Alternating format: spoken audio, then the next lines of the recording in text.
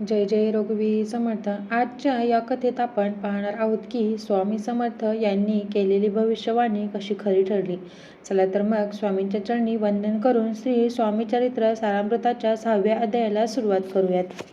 तर श्री स्वामी चरित्र सारामृत या ग्रंथाचे रचयिते श्री विष्णू बळवंत थोरात हे म्हणतात की ज्याप्रमाणे अध्ययन करीत असताना आपले गुरुजन किंवा शिक्षक आपल्या शिष्यांना किंवा आपल्या विद्यार्थ्यांना त्यांचे बोट धरून पुस्तकातील मुळाक्षरे व व्यंजने शिकवतात व मग त्यांच्याकडून वदवून घेतात, अगदी त्याचप्रमाणे श्री स्वामी समर्थ महाराज आता माझ्याबरोबर गुरूंची भूमिका निभावत आहेत.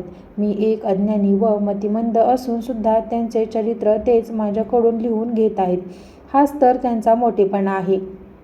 मी तर एक हीनबुद्धी असलेला एक मतिमंद व्यक्ती आहे. त्यामुळे त्यांचे चरित्र लिहित असताना त्यात काय गोडवा येईल हे तर आता पाठकच ठरवतील. हे सांगून आता मागील उरलेली कथा पुढे सांगतात.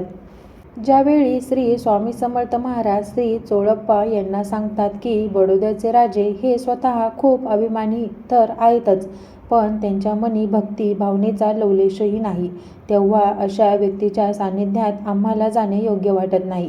श्री स्वामी समर्थ महाराजांच्या भावना श्री चोळप्पा यांनी तात्यासाहेब यांच्या कानी घातल्या. त्यांचे हे अप्रत्याशित बोलणे ऐकून तात्यासाहेब खूपच निराश झाले. त्यांना आता असे वाटू लागले की आपले प्रयत्न तर आता निष्फळ होताना दिसत आहेत व माझ्यावर दिलेली जबाबदारी मी पार पाडली नाही तर बडोद्याचे राजे महाराज माझ्यावर नाराज होतील. त्यांच्या मनात वाटत असलेल्या या भीतीपोटी त्यांनी पुन्हा अक्कलकोट येथे धर्मकार्य व अनुष्ठाने चालू केलीत. श्री गुरुचरित्र ग्रंथावरील सप्ताह पारायण ब्राह्मणाच्या साह्याने आयोजित केले गेले व जेवणावळ पण उठवल्या व दानधर्म पण केले, पण शेवटी त्या दांभिक भक्तीचा त्या अक्कलकोटमध्ये काहीच परिणाम झाला नाही. बरेच दिवस निघून गेले पण आपले कार्य मात्र यशस्वी होत नाही. हे बघून तात्यासाहेबांनी श्री स्वामी समर्थ महाराज यांचे बरोबर खोटे बोलून त्यांना मेण्यात बसवून पळवून नेण्याचा प्रयत्न केला. रस्त्याने जाताना अर्थातच कळंबगावच्या जवळ महाराजांना ही गोष्ट कळली. तेव्हाच ती श्री स्वामी महाराज त्या मेण्यातून केव्हा उतरले हे तात्यांना कळलेच नाही व महाराज थेट अक्कलकोट येथे पोहोचले. शेवटी तात्यासाहेब यांना या सर्व गोष्टींचा कंटाळा येऊन ते परत बडोद्याला वापस गेले. या सर्व घटना ऐकून बडोद्याचे राजे श्री मल्हारराव खूप संतापले व त्यांनी पुन्हा दरबारात एक सभा बोलावली. त्यात सांगितले की जो कोणी पुन्हा श्री स्वामी समर्थ महाराज यांना बडोद्याला राजदरबारात हजर करतील त्याला खूप मोठी जहागिरी दिली जाईल. श्री राजे मल्हारराव यांनी घोषित केलेल्या बक्षिसाचा प्रभाव त्यांच्या दरबारातील यशवंतराव या मराठा उमरावास पडला व त्यांनी हे आवाहन स्वीकार केले. त्याप्रमाणे यशवंतराव उमराव उचित द्रव्य अलंकार वस्त्र व अनेक प्रकारची आभूषणे घेऊन अक्कलकोटला जाण्यास निघाले.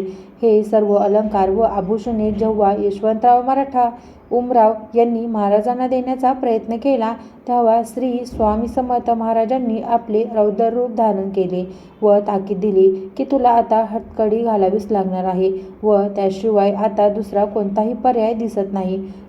जेव्हा त्याने महाराजांचे हे रूप बघितले तेव्हा तो आपल्या जागेस लटालटा कापू लागला. शेवटी बडोद्यावरून निरोप आला की त्यांनी तात्काळ परत यावे. त्याप्रमाणे तेथील कार्य सोडून उमराव लगेचच बडोद्याला परतला. शेवटी श्री स्वामी महाराजांनी केलेली भविष्यवाणी पुढे सत्य झाली. श्री मल्हारराव राजे यांना आपले राज्य तर गमवावे लागलेच, परंतु त्यांचा उमराव सरदार याच्यावर कोणा एका साहेबांवरती विषप्रयोग करण्याचा आरोप सिद्ध झाला व त्याच्या हाताला हातकडी लागली व त्या तुरुंगात जावे लागले. हे सर्व महाराजांच्या अवकृपेचे फळ दोघांनाही भोगावे लागले. येथे श्री स्वामी चरित्र सारामृत या ग्रंथाचा 6वा अध्याय संपूर्ण होत आहे.